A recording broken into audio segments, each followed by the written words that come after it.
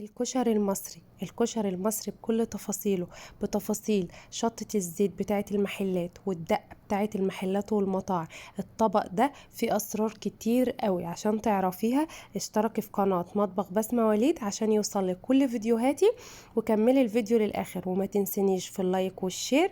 ولو مش مشتركة في القناة اشتركي عشان يوصلك كل فيديوهاتي وعشان تشوفي كل جديد مني. الطبق ده خطير، صدقوني لو جربتوه وعملتوه بطريقتي هتاكلي احلى طبق كشري في حياتك. الطبق ده روعة، ملوش حل في كل حاجة، في تفاصيله، في البصل، في العدس، في الدقة، في الشطة، في شوية الخبز المتحمصين دولت. هتعملي طبق كشري والله والله اول مرة هتاكلي كشري بالحلاوة والجمال ده. في اسرار كتير قوي عشان يوصلك كل جديد مني. تابعيني وتابعي فيديوهاتي. لو اول مرة